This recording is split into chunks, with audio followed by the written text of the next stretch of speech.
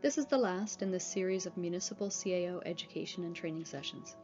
As with other sessions, there is inevitable overlap and some aspects of the municipal planning topic will link to previous presentations. It is a good idea to have the Planning Act in front of you and the MGA within reach. Today we will be discussing the nuts and bolts of municipal land use planning, including Planning 101, the planning processes, administration and implementation, and standards and legal matters. The overall objective of the session is to explore municipal planning in PEI, and we will begin with the basics of land use planning. Some viewers may have been involved in municipal planning for many years. Others may be very new to the processes and requirements. But we will start with an overview of the ideas behind planning. To begin with, it helps to understand what the practice of planning is all about. A community uses the planning exercises to identify shared priorities, such as what the community wants to be, public interests, such as efficient services and environmental protection, and individual interests, usually what people want to be able to do on their property. And then the community sets out a path to achieving these outcomes in a way that balances all of those sometimes competing interests. Put simply, planning is about what goes where and why in advance of the specific decisions or approvals, providing transparent, equitable, and consistent decision-making. The process involves the community asking, what do we want to be and how do we get there? What this looks like may differ from community to community depending on local priorities. In urban areas, the considerations might be focused on complex infrastructure needs, density, and land use conflicts. In a more village-type setting, the focus might be on clusters and open space, as well as some local services. In rural areas with different uses spread further apart, the priority might be the protection of resource lands and activities. The Planning Act is the primary piece of legislation governing land use regulation in PEI. It contains a series of objectives that apply to both provincial and municipal planning and speaks to the reasons we plan, including providing efficient processes, considering the shape of our communities and how that affects service delivery, and designing services to align with long-term goals. We plan to protect what it is that we value about PEI, including the environment generally and the unique characteristics of PEI specifically. We design ways to resolve conflicts regarding uses and those public and private interests, and we protect the importance of public participation. In many provinces, planning at the provincial level is focused on provincial interests or standards.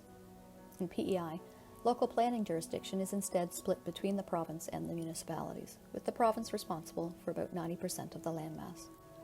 The major difference between the province and the municipalities relates to the tools being used and the philosophy behind the approach, but both obtain their authority through the Planning Act. So if we start with the goal of weighing public interests and shaping decisions, municipalities achieve this balancing through two documents, the official plan and the development bylaw. We will explore this more fully throughout the session, but simply put, the official plan is the where and why land is used and protected, and the bylaw is the how. As we explored in many of the previous sessions, one of the key first steps in any action taken at the municipal level is to identify the source of the authority the municipality is relying on to take the action under consideration. As with other authorities, land use planning is an area of jurisdiction shared with and delegated by the province. Section 8 of the Planning Act lays out the various ways this authority may be exercised. In fact, Section 8 speaks to the areas the province has allowed itself, and through Section 20 the municipalities, to regulate through planning. These areas range from the very general to the very specific, including areas that can be regulated, development and services, zoning, parking areas, summer cottages, and mobile homes.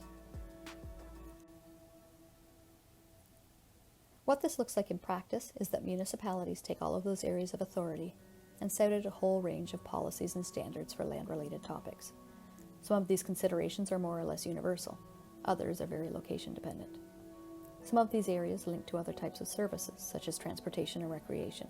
But given the connection to land use, the planning process is often how the linkages are made.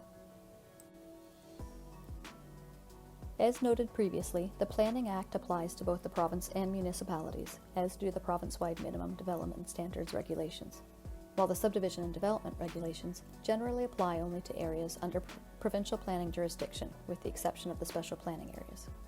In the areas under provincial jurisdiction, there is no policy framework in place, and the decision-making about land use relies on the basic set of regulations focused primarily on lot size, on-site water and wastewater services, and access. There is no zoning in place and no policy description of the anticipated outcomes. Municipal planning authorities develop an official plan to set out the vision and policies, and a bylaw with the standards that fit within that vision, using a wide range of tools. Another major difference is the level of public engagement required on the municipal side compared to the provincial approach. Municipalities are expected to engage the public throughout the planning process. Currently not included in this framework are provincial land use policies, but it is within the scope of the provincial authority to identify provincial interests in areas such as economic growth, primary resource industries, environmental protection, and settlement patterns. Should provincial policies be established, municipalities would then have to fit their policies and planning approach into that framework. One of the more frequent questions is about the value of planning, particularly at the local level. Many of the concerns raised in public discussion, be it through media, social media, in the coffee shops, or even in the legislature, are topics that can be considered through the land use planning process. For example, with the question of affordable housing, while there is a clear role for the province, think social housing funding, policy, and legislation, there is a municipal role related to how much land is designated for housing and the types of housing that are permitted, as well as the standards that shape the location, density, and design of that development, which in turn affects the affordability of services, economies of scale and critical mass, and opportunities for alternative and active transportation and public transit. Another example relates to population growth. Through planning, communities have more tools to keep pace with growth, or understanding and responding to the implications of population decline and identifying land use and options for service delivery to attract residents. At the end of the day, while many concerns have generally been directed at the provincial government for solutions, many provincial standards are really minimum guides for municipalities in their planning processes, or in many cases, the concerns are in fact matters to be considered during the municipal planning process. Looking again at the value of planning, particularly at the local level, consider what can happen when a community doesn't plan. Without land use planning, there are fewer opportunities to identify what matters locally, and it is difficult to shape choices based on local priorities. Without land use planning, it is difficult for a community to anticipate land use conflicts and protect against them, working towards a community that is safe, healthy, and sustainable. Without land use planning, it is challenging to shape community growth and change in ways that are responsive and targeted at the natural and built systems around us. Planning is the process that identifies and protects those aspects of the community that the public values. It protects the community from potential challenges and manages change, both current and anticipated. These challenges can be very specific to the local area, but managing them through land use planning can minimize land use conflicts, providing some level of predictability about future development around you, avoiding unwanted types of land uses generally, or directing the shape of development.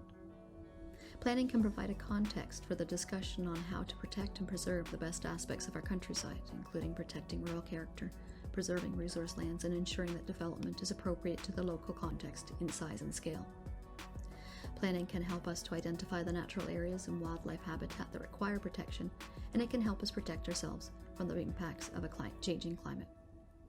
Planning can lead communities to explore different land use choices, such as the design and location of subdivisions, connectivity between neighborhoods and communities, and clustered development versus sprawl, and the impacts those choices have on other public considerations, such as the costs associated with transportation systems, the capacity to support recreation for healthy communities, and how we meet our employment, educational, social, and other needs.